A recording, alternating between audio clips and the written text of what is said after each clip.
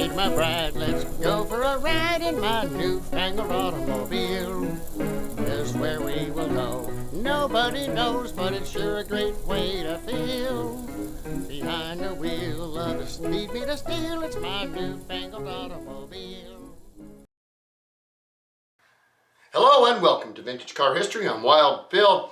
Now, I personally have been a professional salesman for over 20 years. So I know what most salespeople go through. Part of our job is quite often to listen to the complaints about our company, products, or services from customers and potential customers and find solutions for them.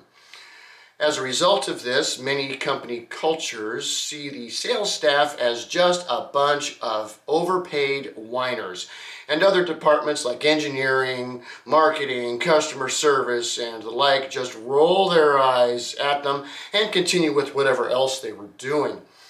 So it shouldn't come as any surprise that at company gatherings, the sales guys and gals hang out together and gripe about everything and everyone else in the company. However, in the early history of the car, one brilliant engineer decided to hang out with the whiny salespeople, took notes, and became one of history's most influential automotive inventors, Charles Kettering. One of history's greatest electrical engineers. Charles Franklin Kettering was born in Loudonville, Ohio in 1876. Being a small farming town, young Charlie's family were, of course, farmers. He helped out on the farm as best he could, but he was not a particularly large boy, and his eyesight was very poor. Nonetheless, he liked to earn money and would take up whatever work he could find when not on the family farm. About the time he entered high school, he got a summer job clearing a nearby wheat field and, with the money earned, bought himself a telephone. Of course, there was no telephone service to his farm, but young Charlie wanted to understand the device, so he took it apart, studied it, reassembled it, and eventually got a battery so he could do the same while it was under power. By the time he finished high school, he had phone service and was doing his own experiments with electrical power, working with transformers, motors, capacitors, and whatever else he could get his hands on. He did head off to college at that point, but he also went into teaching elementary school with his sister. College was a challenge for him as the constant book study strained his eyes and chronic headaches ensued. He left college twice to teach in order to recover, and did graduate from Ohio State University in 1904 with his degree in electrical engineering. His first post-college job was with the National Cash Register Company, or NCR, in Dayton, Ohio. Coincidentally, the same company that Harry Stutz completed his apprenticeship as a machinist some years before. Cash registers of the time were mechanical machines, much like the typewriters in many respects. It took the skill and strength of the operator to make them do their thing. Now, NCR hired him to head their research department regarding electrifying a cash register. And rather than sit in a think tank of fellow engineers to figure out what they could do, Kettering reached out to the salesmen of the company and asked them, what do the customers want? Customers wanted to not have to wind the thing, pull a crank to open the drawer, push so darn hard on the keys. The list was long.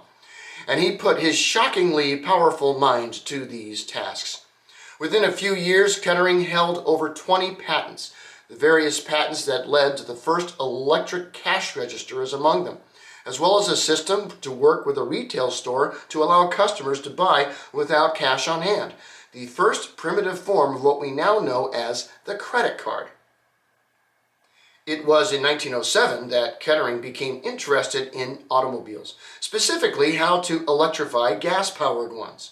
He started a side project to study the issue, gathering a number of his colleagues at NCR. Though the group was informal at this point, he was the energy behind them, and he began to attract automotive attention. It was in 1908 that Henry Leland approached him about a serious problem. A friend of Leland's was killed when trying to start a Cadillac car, And if anyone could find a way to use electricity to start a car and eliminate the hazards of cranking one by hand, it was Kettering. Charles agreed, and in 1909, he left NCR to form a new company, the Dayton Engineering Laboratories Company, or Delco, to address the problem. He addressed that problem and more. Over the next few years, Kettering came up with ways to make gas-powered cars integrate with electric components, lighting, starting, ignition. He was comprehensive in his invention, and making them all work together was no small feat. Each system has different power requirements, and if the wrong level of power was applied to an electrical system, it would either not work or just go up in smoke. Thus, he devised systems of fuses, solenoids, and relays to manage electricity in a modern car. Cadillac in 1912 was the first to use the Delco electrical system in an automobile. The starter was a high amperage motor with a solenoid which operated a gear that could be pushed into another gear that was attached to the engine crankshaft. When the starting was complete, it would retract. At the same time, relays would keep the high current away from the rest of the systems so that they wouldn't get burned out by the juice. Meanwhile, the engine ignition was isolated from this, yet still provided power to the spark plugs. And at the same time, the lighting had its own relays to keep all three electrical systems separate and safely operational. Kettering's electrical system rewrote the book on gas car manufacture, and within 10 years, his developments were the standard for car manufacture worldwide. General Motors bought Kettering's Delco in 1911 and kept him on as their one-man think tank who listens to salesmen. By this time, he was simply known as Boss Ket and would continue to invent more and more innovations for the automobile. He helped establish automotive engineering schools, developed new types of automotive paint, and even came up with leaded gasoline. He invented industrial lighting systems, refrigeration improvements. Over 180 patents came from the mind of Boss Ket. And what inspired him to invent all of these things? He listened to the complaints of salesmen and found a way to fix the problem. Thanks for watching Vintage Car History, and we'll see you next week. Peace.